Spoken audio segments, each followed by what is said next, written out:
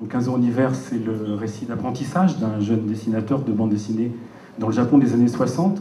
Pourquoi, M. Taniguchi, avez-vous entrepris ce projet et en quoi est-ce qu'il est autobiographique? C'est une fiction en fait, ce livre, une fiction autant que le journal de mon père ou Un quartier lointain. Une fiction dans laquelle j'ai mis beaucoup d'éléments tirés de mes expériences personnelles.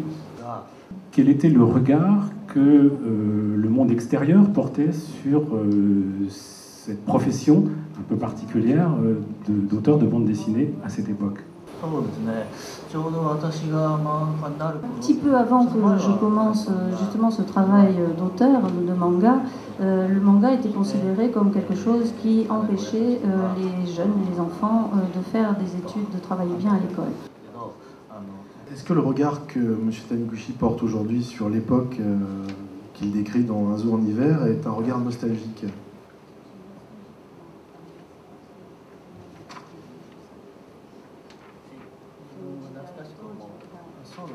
Oui, c'est une nostalgie et un attachement à ce qui s'est passé à ce moment-là, parce que je pense que je ne serais jamais devenue ce que j'étais si je n'avais pas vécu cette période-là, dont je garde un excellent souvenir. Alors dans Un zoo en hiver, vous prolongez l'orientation que vous avez prise déjà depuis longtemps et que vous avez amorcée, je crois, avec L'homme qui marche, qui est une forme de bande dessinée qui explore l'intime avec une certaine forme d'introspection. Pourquoi est-ce que vous avez choisi de développer ce registre?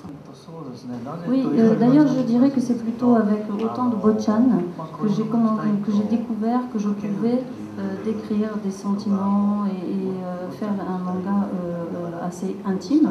Et à ce moment-là, j'ai eu l'impression que je pouvais faire ce genre de choses. Et ensuite, un éditeur m'a proposé de faire un manga sur une personne qui se promènerait.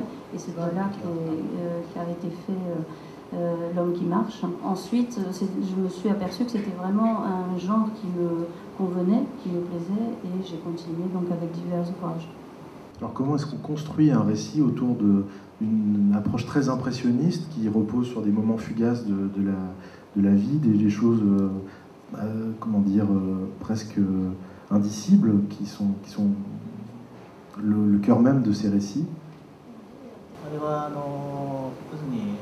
Et donc ça a été une proposition d'un éditeur qui m'a proposé de faire un manga autour d'un homme qui se promène. Alors au début, j'étais assez perplexe, je me demandais comment j'allais pouvoir dessiner ça. J'ai lu beaucoup à ce moment-là pour essayer de voir ce que mes prédécesseurs avaient pu faire, et je me suis aperçue qu'il n'y avait pas grand-chose qui pouvait vraiment me servir de modèle pour ce genre d'ouvrage. Alors je suis sortie et je me suis promenée moi-même pour laisser venir les idées. Et au début, j'ai dessiné et je mettais beaucoup d'explications. J'écrivais beaucoup de choses sur ce que faisait la personne qui marche.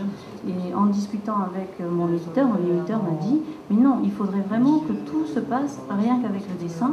Retirons le maximum de texte. » Et c'est ce qu'on a fait, et ça a été une sorte de nouveau genre.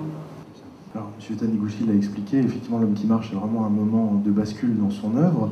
Auparavant, il était consacré aussi, enfin, il y a eu le temps de Bochan, mais au récit de genre, ce qu'on appelle le hardboil, enfin, c'est-à-dire les récits un peu durs, un peu noirs, comme par exemple le chien Blanco.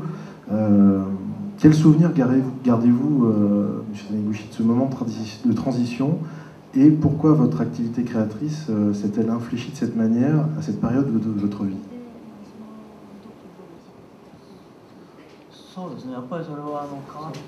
Donc en fait, ce que j'avais fait avant, ce qui est donc des récits d'aventure, d'alcool, etc., mais je le faisais avec plaisir. C'est aussi quelque chose qui me convenait, qui me plaisait beaucoup. Je travaillais donc assez souvent d'ailleurs avec le même scénariste qui un jour a proposé une idée autour de l'époque de Meiji, c'est-à-dire le passage vers la modernité du Japon dans l'histoire. Et là, en lisant le scénario, je me suis dit que je ne pouvais pas écrire cette histoire, dessiner cette histoire en utilisant les mêmes dessins, les mêmes techniques que ce que j'avais utilisé jusque-là. Donc j'ai eu l'impression que je pouvais essayer par exemple d'utiliser moins le noir et de mettre davantage de trames, ce qui rendrait une ambiance différente de ce qui avait été dans mes précédents ouvrages. Et je pense qu'en avançant donc dans ce processus, qui était aussi une recherche au temps de Botchan, je pense que je suis à peu près arrivée au dessin actuel, au 3e volume à peu près.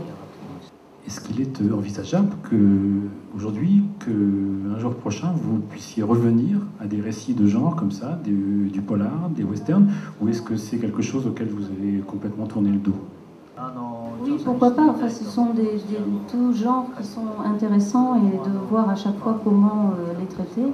Il y a eu bien sûr donc au temps de Botchan, mais après il y a eu